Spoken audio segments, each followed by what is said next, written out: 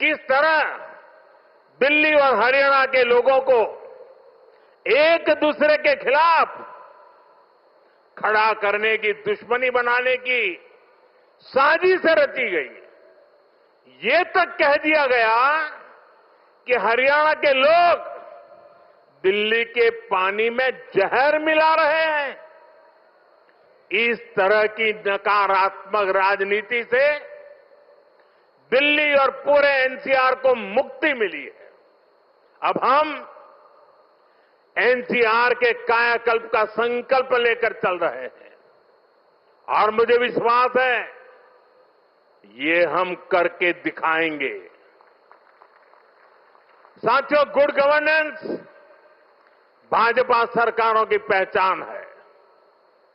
भाजपा सरकारों के लिए जनता जनार्दन ही सर्वोपरि है। आप ही हमारा हाई कमांड है।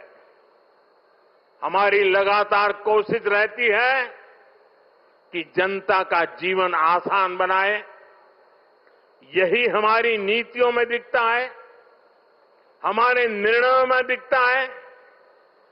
हरियाणा में एक समय कांग्रेस सरकारों का था जब बिना खर्ची पर्ची के एक नियुक्ति तक मिलना मुश्किल था, लेकिन हरियाणा में भाजपा सरकार ने लाखों युवाओं को पूरी पारदर्शिता के साथ सरकारी नौकरी दी है।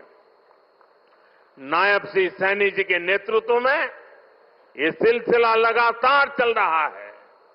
साथियों, यहां दिल्ली में भी जो झुग्गियों में रहते थे, जिनके पास अपने घर नहीं थे, उनको पक्के घर मिल रहे हैं।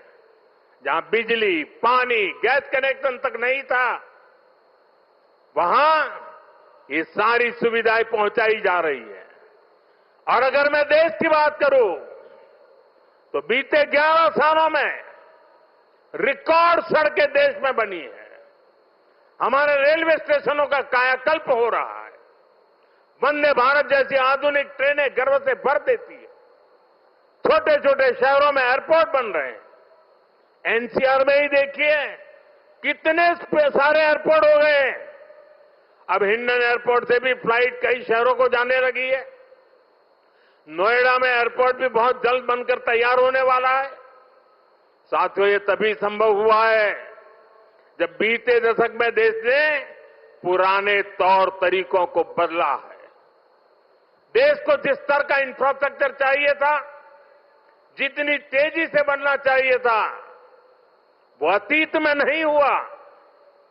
अब जैसे हमारा ईस्टर्न और western peripheral expressway, Delhi NCR को इसकी जरूरत कई दशकों से महसूस हो रही थी।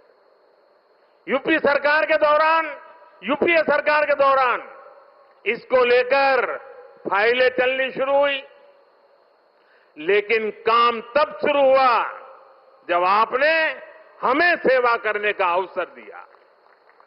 जब केंद्र और हरियाणा में भाजपा सरकारें बनी, आज ये सड़कें बहुत बड़ी शान से सेवाएं दे रही है।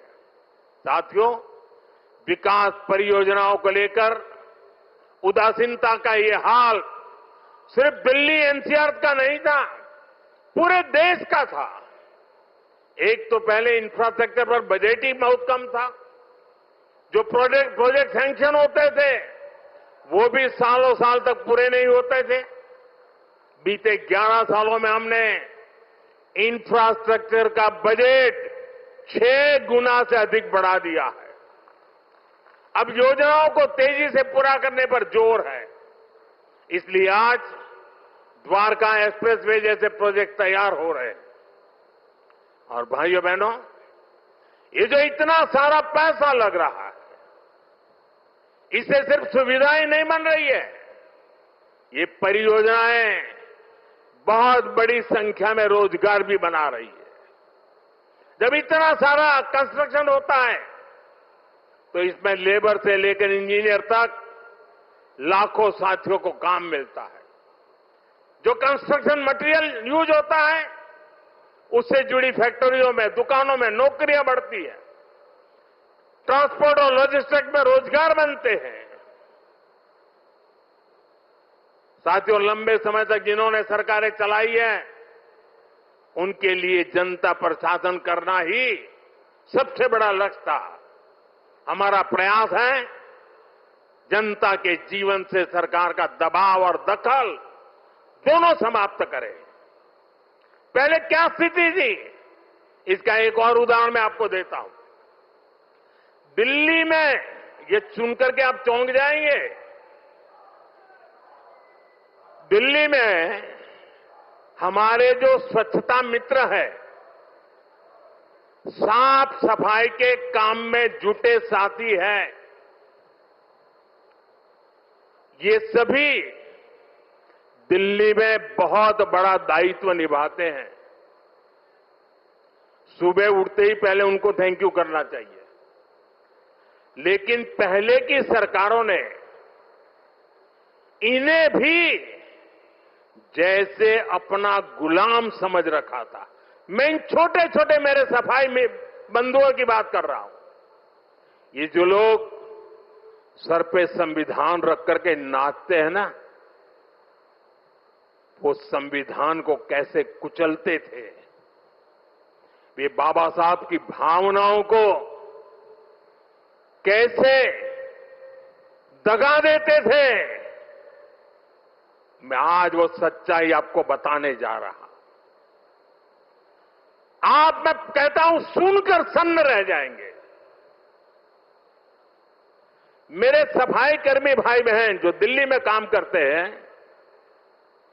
उनके लिए एक खतरनाक कानून था इस देश में। दिल्ली में दिल्ली म्युनिसिपल कॉरपोरेशन एक्ट में एक बात लिखी थी, यदि कोई सफाई मित्र बिना बताए काम पर नहीं आता तो उसे 1 महीने के लिए जेल में डाला जा सकता था। आप बताइए, खुद सोचिए, सफाई कर्मियों को लोग क्या समझते थे? क्या आप उन्हें जेल में डाल देंगे, वो भी एक छोटी सी गलती के कारण? आज जो सामाजिक न्याय की बड़ी बड़ी बातें करते हैं, उन्होंने ऐसे कई नियम कानून देश में बनाए रखे हुए थे। ये मोदी है जो इस तरह के गलत कानून को खोज करके खत्म कर रहा है।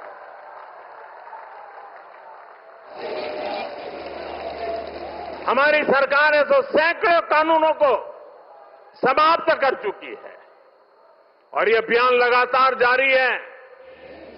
साथियों, हमारे लिए रिफॉर्म का मतलब है सुशासन का विस्तार। इसलिए हम निरंतर रिफॉर्म पर बल दे रहे हैं। आने वाले समय में हम अनेक बड़े बड़े रिफॉर्म्स करने वाले हैं ताकि जीवन भी और बिजनेस भी सब कुछ और आसान हो। साथियों, इसी कड़ी में अब जीएसटी में नेक्स्ट जनरेशन रिफॉर्म होने जा रहा है। इस दिवाली जीएसटी रिफॉर्म से डबल बोनस देशवासियों को मिलने वाला है।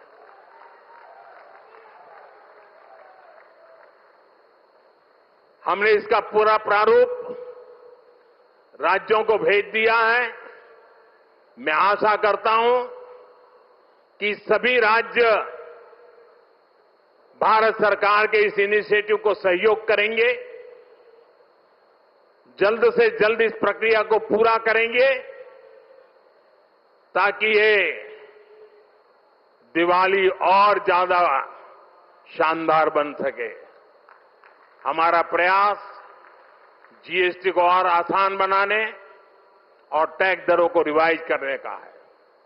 इसका फायदा हर परिवार को होगा, गरीब और मिडिल क्लास को होगा, छोटे बड़े हर उद्यमी को होगा, हर व्यापारी कारोबारी को होगा। साथियों, भारत की बहुत बड़ी शक्ति हमारी प्राचीन संस्कृति है, हमारी प्राचीन धरोहर है।